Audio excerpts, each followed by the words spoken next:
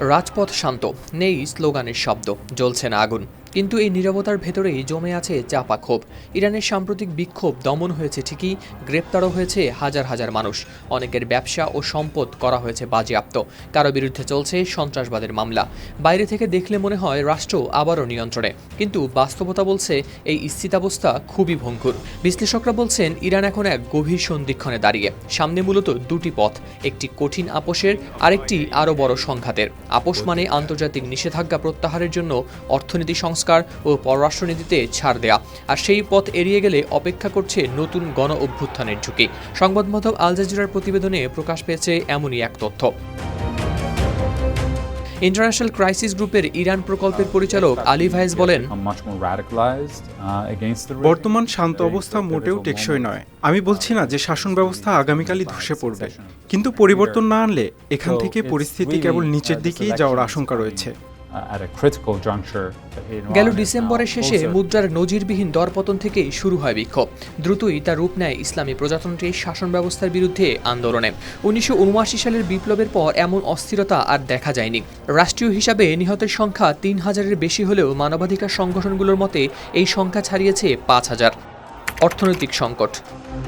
অর্থনীতির ছবিটা আরও অস্বস্তিকর। দীর্ঘদিনের নিষেধাজ্ঞা, দুর্নীতি ও অব্যবস্থাপনায় কার্যত ভেঙে পড়েছে ইরানি রিয়াল।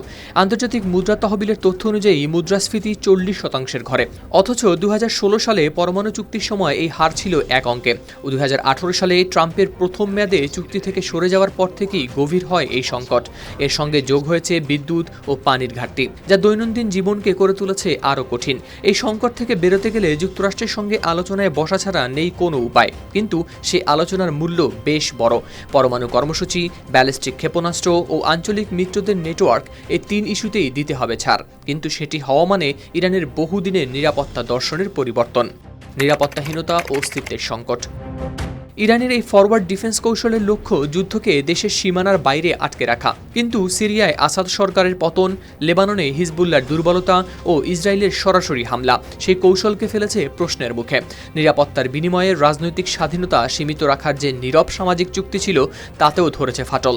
ইরানি বিশ্লেষক মোহাম্মদ আলী শাবানি বলেন, ট্রাম্প যেখানে নতুন করে বোমা হামলার হুমকি দিচ্ছেন, সেখানে খামেনি কোনো সিদ্ধান্তে পৌঁছাতে পারছেন না বলেই মনে হচ্ছে। অনিবার্য পরিবর্তনের পথে। রাজনৈতিক বিশ্লেষক আলী রেজা আজিজির মতে, ইরানের শাসন ব্যবস্থায় ধীরে ধীরে স্পষ্ট হচ্ছে আরেকটি পরিবর্তন।